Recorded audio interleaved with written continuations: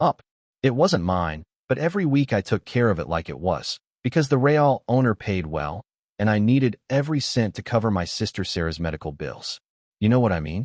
Life isn't about showing off. Sometimes you're just hustling to keep the lights on and the doctors paid.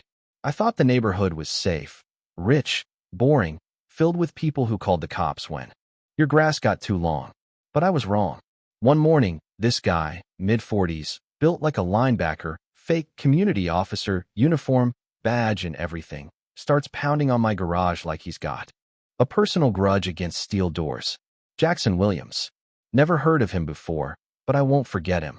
He says he's from the HOA, starts ranting about unauthorized vehicles. I try to play it cool, show him I've got legal paperwork for the garage, but he's not interested. He's got this baton, the kind you only see cops or psychos carrying, and with no warning, he smashes the McLarens. Window. Glass everywhere, like diamonds exploding in the sun. Next thing, he's taking out headlights, side mirrors, putting dents in places that'll cost more than I make in a month. I yell. But he's lost it, scraping the car, metal on metal, a sound I'll hear in my nightmares. You freeze up in moments like that, not out of fear, but because you realize you've lost control. I'd worked 2 years nonstop to take care of Sarah after that hit and run put her in a wheelchair. Promised her I'd keep her safe, no matter what. Now I can't even protect a car, let alone her future. So I pull out my phone, try to record him. Jackson, brilliant as he is, grabs for it. Films his own face for a good 10 seconds.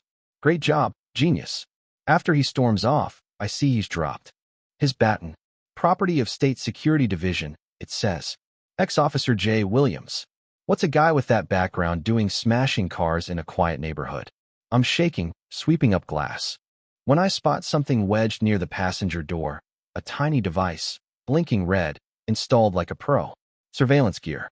Suddenly, I know this isn't just vandalism. Someone's been inside this car, tracking every move. And now I'm not just a mechanic for hire. I'm a liability in someone else's game.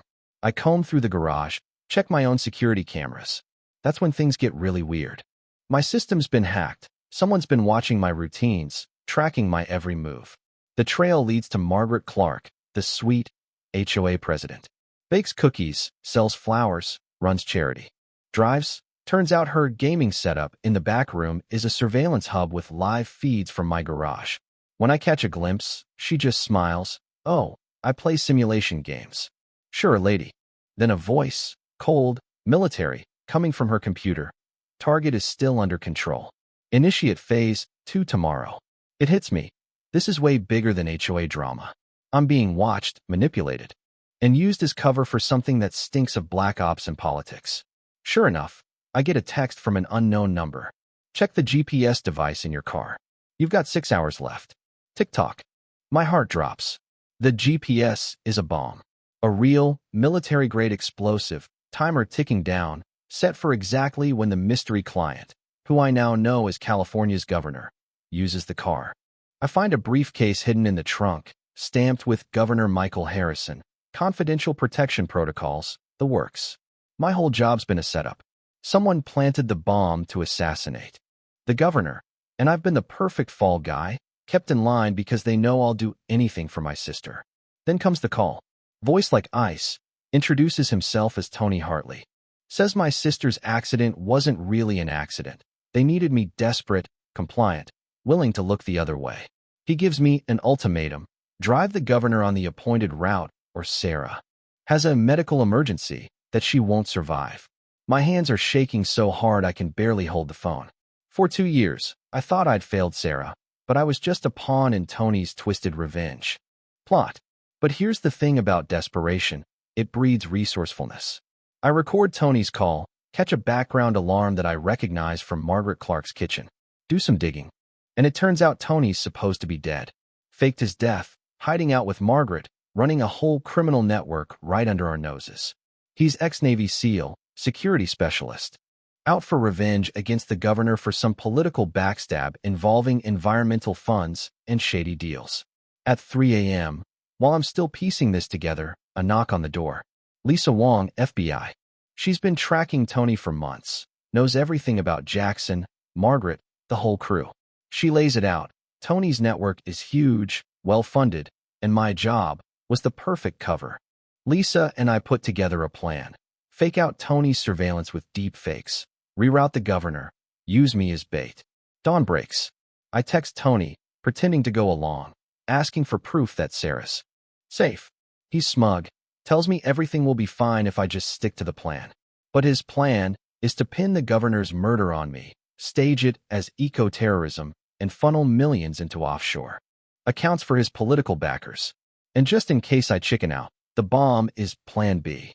Lisa gives me an earpiece, a panic button, and a crash course in FBI protocols. The next hours are chaos, digital illusions, real bullets, a decoy governor driven by an undercover agent. We lure Tony and his team to the warehouse district. Margaret, no longer the cookie grandma, shows up in tactical gear, leading the operation like a pro. They spot the trick, guns come out. And just as Jackson's about to put a bullet in my head, the FBI swoops in. Guns drawn, arrests everywhere. Tony raging that we've ruined everything. Except, as he spits out, there are 12 other cells ready to finish the job. Margaret hisses that I've started a war I can't finish.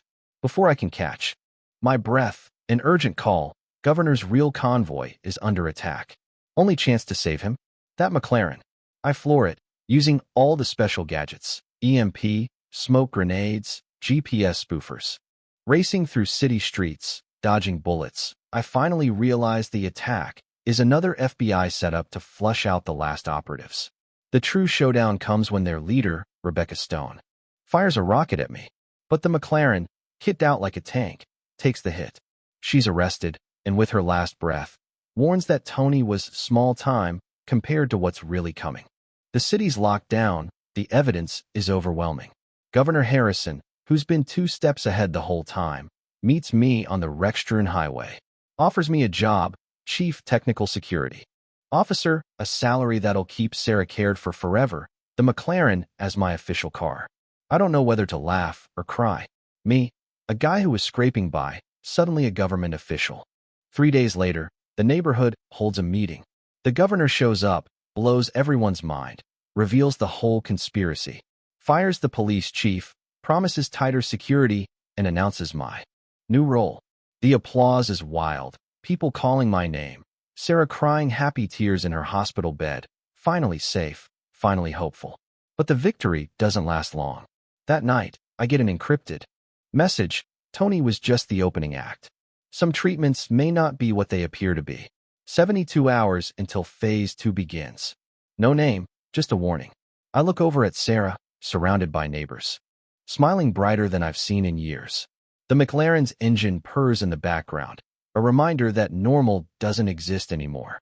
Sometimes you think you've reached the end of the story, but really, you're just turning the page. That's the thing about justice. Every win comes with a new fight. So let me ask you, if someone threatened your family, how far would you go? Would you stand up and fight, even if it meant taking on a whole system? Drop your thoughts in the comments. Tell me where you stand. Justice isn't passive. It's what we do when the world says stay quiet, and we say not today.